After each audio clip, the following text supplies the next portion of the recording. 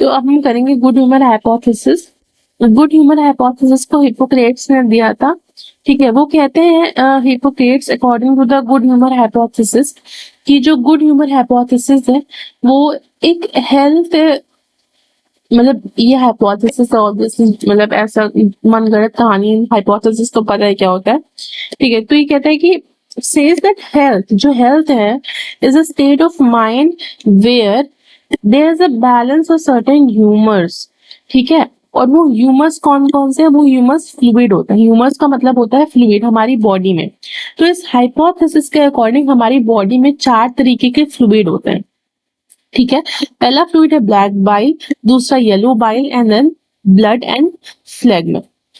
तो अगर ये जो फ्लूइड है, अगर ये हमारी बॉडी में इन फ्लूइड्स का बैलेंस होता है तो ही तो ये तो बहुत अच्छे से हमारी बॉडी का काम जो भी होता है चल जाता है।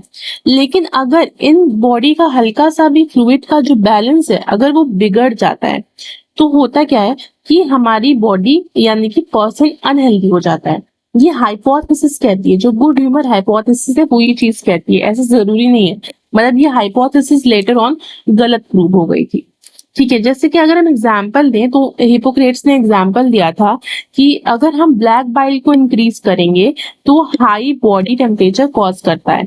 ठीक है, an increase in the black bile causes high body temperature. ठीक है, तो ये जो गुड ह्यूमर हाइपोथेसिस था ये गलत किसके द्वारा प्रूफ हुआ था, यानी कि रिजेक्टेड किसके द्वारा हुआ था? विलियम हार्वी जी ने इनको रिजेक्ट कर दिया था।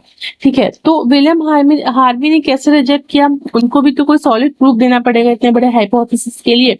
तो उन्होंने जो प्रूफ दिया था, उन्होंने डिस्कवर किया था ब्लड सर्कुलेशन को ह्यूमन बॉडी में। ठीक है, तो जब उन्होंने ब्लड सर्कुलेशन ह्यूमन बॉडी में डिस्कवर कर लिया तो हुआ क्या कि जब ह्यूमन बॉडी में ब्लड सर्कुलेशन डिस्कवर हो गई तो उन्होंने कहा कि अच्छा ठीक है, अब हम ह्यूमन बॉडी का जो है बॉडी टेम्परेचर कैलकुलेट करेंगे। ठीक है, तो उन्होंने बॉडी टेम्परेचर कैलकुलेट किया। कैसे कैलकुलेट किया? थर्मोमीटर यूज करके उन्होंने बॉडी टेम्परेचर कॉज किया, कैलकुलेट किया। ठीक है, तो सारे पर्सन का उन्होंने बॉडी टेम्परेचर कैलकुलेट किया जिनके में इंक्रीज लेवल ऑफ ये जो black bile so called black bile juice है इसका, जिनमें इसका इंक्रीमेंट था अकॉर्डिंग टू हाइपोथेसिस, उन पर्सन्स का भी इन्होंने बॉडी टेम्परेचर यूजिंग थर्मोमीटर देखा। और जिनका मतलब ये जो जिनको नहीं था ये ब्लैक बाइल इंक्रीज नहीं था उनका भी चेक किया तो सबका ह्यूमन बॉडी के टेम्परेचर के बराबर टेम्परेचर आया। तो उन्होंने इस तरीके से ये जो हाइपोथेसिस थी उसको गलत प्रूव कर दिया, ये कहते हुए कि जिनका तो ब्लैक बाइल जो जूस है वो लेवल जिनका इंक्रीज है, ठीक है, वो तो उनका भी बॉडी टेम्परेचर नॉर्मली आ रहा है, जिनका इंक्रीज नहीं है उसके। ठीक है, अब देखते हैं कि हम कैसे इसको करेंगे। ठीक है, तो अब हम देखते हैं, चलिए।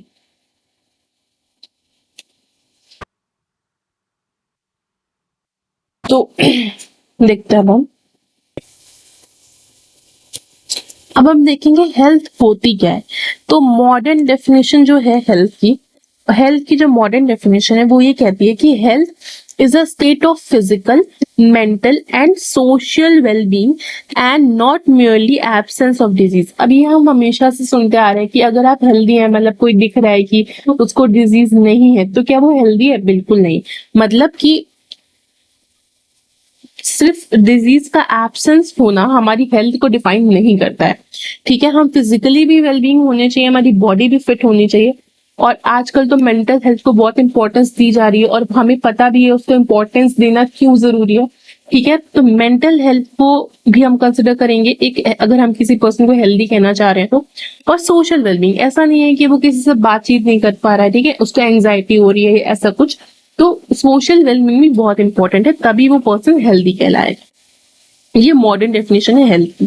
डिजीज क्या होता है? हेल्थ देख लिया तो डिजीज भी देख लेते हैं। ठीक है, अच्छा ये याद रखना, not merely an absence of disease. Okay, now disease क्या है? It is a condition where a group of organ या फिर कोई भी एक ऑर्गन सिस्टम वर्क नहीं करता है प्रॉपरली। ये स्टेटमेंट अंडरस्टूड है। ठीक है, now a person having disease manifest science and symptoms. अब यहाँ से कुछ इंपॉर्टेंट चीजें शुरू होंगी। ठीक है, एक पर्सन जिसके पास जो है डिजीज है वो बहुत सारे साइंस और सिम्टम्स को मैनिफेस्ट करता है। मैनिफेस्ट करने का मतलब क्या होता है उसको देखेंगे, मतलब वो शो करता है, उसकी बॉडी में बहुत सारे साइंस और सिम्टम्स शो होते हैं उसके बॉडी में। कैसे शो होते हैं, अब पहले तो हम डिफरेंस समझेंगे साइंस और सिम्टम्स के बीच, ठीक है। ये चीज समझ में आ गई कि जिसको डिजीज होगा उसमें साइंस और सिम्टम्स मैनिफेस्ट होते हैं। Now let us see what are signs and symptoms. तो सबसे इंपॉर्टेंट चीज है कि जो साइंस और सिम्टम्स होते हैं वो हेल्प करते हैं in the diagnosis of disease. Disease के डायग्नोसिस में साइंस एंड सिम्टम्स जो होते हैं वो हेल्प करते हैं।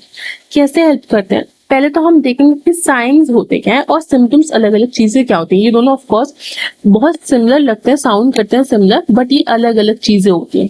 क्या अलग अलग चीजें होती हैं कि जो हमारे पास साइंस होते हैं, ठीक है, तो science observe changes present in a diseased person, जैसे कि रैशेस हो गया स्किन के, ठीक है, स्किन पे रैशेस हो गए, और ये जो हमारा ब्लीडिंग हो गया है बॉडी से, या फिर कफिंग हो गया, ऐसी चीजें जो होती हैं वो साइंस में आती हैं। और सिम्टम्स में क्या चीजें आती हैं, सिम्टम्स में जो हमारे शिट रिकॉर्ड नहीं हुआ लग रहा है। ओके, सो सिम्टम्स क्या होते हैं, हाँ एक सेकंड, सिम्टम्स क्या होते हैं, ये वो सिम्टम्स होते हैं ना, जैसे कि वो चीजें होती हैं जो पर्सन खुद में फील करता है। जैसे कि बैक पेन हो गया, या फिर स्टमक पेन हो गया, या फिर हेडेक हो गया। तुम जाओगे डॉक्टर के पास, तुम्हें बताना पड़ेगा खुद से, doctor I am having a headache और बैक पेन। डॉक्टर तुम्हें देख के नहीं बता देगा that yes you are having an headache. एक नॉर्मल केस में बता रही हूँ, ठीक है। साइंस क्या होता है, तुम्हें कोई रैश है, तुम्हें कोई भी ब्लीडिंग हो रही है बॉडी से, डॉक्टर देख के बता देगा। कफिंग हो रही है तुम्हें, वो देख के बता देगा। तो ये साइंस होते हैं जो विजिबल है आईज से clearly, but symptoms are not visible. वो सिर्फ एक पेशेंट या फिर एक पर्सन जिसको एक पर्टिकुलर डायग्नोसिस होती है वो फील कर सकता है, उसे वो खुद बताना पड़ेगा। तो science and symptoms help in the diagnosis of the disease, ठीक है। तो अब डिजीज कितने तरीके के होते हैं, हमारे पास दो तरीके के डिजीज होते हैं। एक तो अक्वायर्ड डिजीज होती है, ठीक है, एक अक्वायर्ड डिजीजेस होती हैं और एक कॉन्जेनिटल डिजीज होती है, ठीक है। एक्वायर्ड डिजीज क्या होती है, जो एक पर्सन बर्थ के बाद खुद एक्वायर करता है, ठीक है, उसको हम एक्वायर्ड डिजीज कहते हैं। और कॉन्जेनिटल डिजीजेस क्या होती हैं, जो उसको बर्थ से ही प्रेजेंट होती है, ठीक है। तो एक second, congenital diseases are present by birth. तो जो कॉन्जेनिटल डिजीजेस होती हैं वो बर्थ से ही प्रेजेंट होती हैं किसी भी चाइल्ड में, ठीक है, प्रेजेंट बाय बर्थ। और वो क्या होता है ना, कॉन्जेनिटल डिजीजेस हमारे पास दो तरीके के हो सकते हैं। एक जेनेटिकल डिसऑर्डर्स हो सकते हैं, जब एम्ब्रियो डेवलप कर रहा हो तब उसको कोई डिसऑर्डर हो गया हो, या फिर डेवलपमेंटल डिफेक्ट भी हो सकते हैं। जैसे बच्चा है, इन्फेंट है, अगर वो पैदा हुआ है, ठीक है, उसको बड़े होने में ही कोई डेवलपमेंटल डिफेक्ट आ गया, कोई हार्मोनल डिफेक्ट आ गया, तो वो सारे कॉन्जेनिटल होते हैं, बचपन से ही होते हैं, ठीक है। और जेनेटिक डिसऑर्डर तो हमें पता ही है, जैसे कि Down syndrome, sickle cell anaemia वगैरह चीजें हो गई, ये सारी चीजें, ठीक है। Klinefelter syndrome, muscular dystrophy, sickle cell anaemia, ये सारी चीजें हमारे पास जेनेटिकल डिसऑर्डर्स में आती हैं, और ये सब हमारे कॉन्जेनिटल डिजीजेस में आते हैं। अब अक्वायर्ड डिजीजेस क्या होती हैं, तो हमारे पास जो एक्वायर्ड डिजीज होती हैं वो एक पर्सन जब बर्थ के बाद जब उसका डेवलपमेंट होता है तो वो उस वक्त इसको बाहर से एक्वायर करता है, ठीक है। जैसे कि कोल्ड कफ, किसी एलर्जी की वजह से उसको कुछ प्रॉब्लम हो गई या बाहर से कुछ हो गया, तो ये सारी आपको क्या इसका मतलब समझ में आ रहा है कि इन्फेक्शियस होती हैं, ठीक है, कम्युनिकेबल होती हैं। तो इन्फेक्शियस होती हैं और दो तरीके की हो सकती हैं, ठीक है, कम्युनिकेबल होती हैं और नॉन कम्युनिकेबल हो सकती हैं, ठीक है। हर वक्त इन्फेक्शियस तो जरूरी नहीं है, ये कम्युनिकेबल वाली इन्फेक्शियस होती है, मतलब कॉन्टेजियस होती है। होता क्या है कि ये जो कम्युनिकेबल वाली डिजीजेस एक्वायर्ड डिजीज के अंदर जो कम्युनिकेबल वाली डिजीजेस आती हैं ये स्प्रेड कर जाती हैं डायरेक्ट कांटेक्ट से, ठीक है। तो डायरेक्ट कांटेक्ट अगर आप कर रहे हैं तो ये डेफिनेटली ये जो है स्प्रेड कर जाएंगी और इसमें इन्हें कोई भी परेशानी नहीं होगी, तो दे विल स्प्रेड, ठीक है। जैसे कि कॉमन कोल्ड हो गया, चिकन पॉक्स हो गया। नॉन कॉन्टेजियस डिजीजेस क्या होती हैं, ये स्प्रेड नहीं करती डायरेक्ट कांटेक्ट से, जैसे कि एड्स हो गया, एमीबॉयसिस हो गया, मलेरिया भी इसमें आता है, ठीक है। तो ये सारी डिजीजेस जो है वो स्प्रेड नहीं करती हैं, ठीक है, नॉन कॉन्टेजियस वाली डिजीजेस। जैसे कि एड्स है किसी पर्सन को, तो अगर तुम उसके बगल जाके बैठ रहे हो तो ऐसा नहीं तुम उसको टच कर दोगे तो you will get AIDS, no definitely not. हमें पता है कि एड्स कब होता है, जब सर्टेन बॉडी फ्लूइड्स का मिक्सचर हो जाता है with the body fluid of an infected person, ठीक है, जैसे ब्लड का मिक्सचर होगा, या फिर अगर हम कह सकते हैं कि सीमेन और जो वेजाइनल डिस्चार्ज होता है उसका मिक्सचर हो गया, ठीक है। तो बॉडी फ्लूइड्स का मिक्सचर होना is really important for non contagious diseases to spread, जैसे हम स्प्रेड, ठीक है, जैसे हमने कोई भी ऐसा बेकार सा नीडल, ठीक है, हमने अटेंशन नहीं पे किया किसी नर्स ने और ऐसा ही नीडल हो गया यूज, तो डेफिनेटली वो स्प्रेड करता है। अब तो बहुत सारे प्रिकॉशंस हो गए इन सारी चीजों में, अदरवाइज पहले तो सेम नीडल एंड ऑल होते थे। अब हम आते हैं नॉन कम्युनिकेबल डिजीजेस में। तो हमारे पास जो नॉन कम्युनिकेबल डिजीजेस होती हैं वो स्प्रेड नहीं करती हैं पर्सन टू पर्सन, ठीक है, जैसे कि डायबिटीज हो गया, गोइटर हो गया, ठीक है, और एलर्जी हो गई किसी भी तरीके की,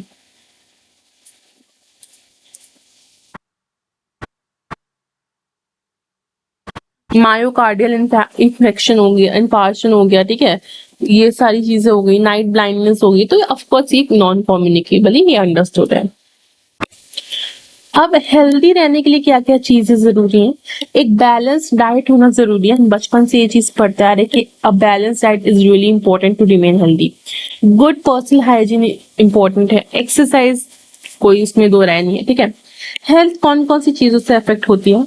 इन्फेक्शंस, जेनेटिक डिसऑर्डर जो हमने ऊपर देखे, और life style is very important for maintaining your health. अब हम देखेंगे इम्यूनिटी के बारे में, ठीक है। तो इम्यूनिटी के हम दो टाइप्स देख लेंगे और उनमें भी सब टाइप्स है, फिर वो किस तरीके से एक्ट करते हैं वो हम नेक्स्ट लेक्चर में देखेंगे। तो इम्यूनिटी हमारे पास दो तरीके की होती है, एक इन्नेट इम्यूनिटी होती है और एक अक्वायर्ड इम्यूनिटी होती है। जो हमारी इन्नेट इम्यूनिटी होती है वो बर्थ से प्रेजेंट होती है, मतलब जब आप पैदा होते हैं ना तभी आपके अंदर वो इम्यूनिटी ऑलरेडी रहती है। जब आप तुरंत पैदा होंगे, इन्फैंट रहे होंगे, तो आपके अंदर वो इम्यूनिटी होती है। एनसीईआरटी एक लाइन लिखती है कि ये जो इन्नेट इम्यूनिटी होती है वो non specific type of defence है। इसका मतलब हमें ये पता चलता है कि जनरलाइज्ड इम्यूनिटी है, मतलब कि एक जनरल काइंड ऑफ इम्यूनिटी किसी पर्टिकुलर डिजीज के लिए नहीं होती है, ठीक है। कोई भी आपको पैथोजन मिला या बैक्टीरिया मिला तो ये इम्यूनिटी एक्टिवेट हो जाती है, ऐसा नहीं कि किसी एक पर्टिकुलर डिजीज के लिए एक्टिवेट होती है, नहीं, कोई भी पैथोजन हुआ तो सारी इम्यूनिटीज एक्टिवेट हो जाती है। तो ये जनरलाइज है, नॉन स्पेसिफिक काइंड है। It works the same way for all pathogens, ठीक है। ये प्रेजेंट होती है in the form of certain barriers. 4 barriers होते हैं, वो हम बाद में देखेंगे। दीज बैरियर्स स्टॉप, कौन कौन से 4 बैरियर्स होते हैं? Physical, physiological, cellular and the cytokine barriers, ठीक है, तो हम नेक्स्ट लेक्चर में देखेंगे। These barriers stop from entering and damaging our body. जैसे कि हमारा एक एग्जाम्पल के तौर पर समझ लेते हैं, जैसे हमारा म्यूकस होता है जो सारे गैस्ट्रो इंटेस्टाइनल ट्रैक्ट में होता है, ठीक है, और रेस्पिरेटरी ट्रैक्ट में होता है, यूरोजेनिटल ट्रैक्ट में होता है। तो ये ना म्यूकस प्रिवेंट करता है हमारी इनर लाइनिंग को बर्बाद होने से फ्रॉम द पैथोजन या बैक्टीरिया। तो वो जो म्यूकस जो हमारा ग्लैंडुलर सेल सिक्रीट करता है, गॉबलेट सेल, वो उसको पैथोजन को किल कर देता है और इनर लाइनिंग में नहीं जाने देता है। अक्वायर्ड इम्यूनिटी क्या होती है? जैसे अक्वायर्ड इम्यूनिटी को समझने के लिए पहले तो ये लिखी लिखाई लाइन कि ये डेवलप होता है आफ्टर बर्थ, जैसे कि एज हम प्रोग्रेस करते हैं। होता है क्या, जैसे हमने कोई डिजीज एक्वायर कर लिया, अब उसको फाइट करने के लिए ना हमारे अंदर कुछ इम्यूनिटी उसके अकॉर्डेंस में मतलब डेवलप हो जाती है, तो हम ये डेवलप करते हैं ड्यूरिंग आवर लाइफ एज, मतलब जैसे हम एज करते हैं वैसे, ठीक है। अब हम नेक्स्ट टाइप में इम्यूनिटी बैरियर्स वगैरह देखेंगे इन्नेट इम्यूनिटी के, ठीक है।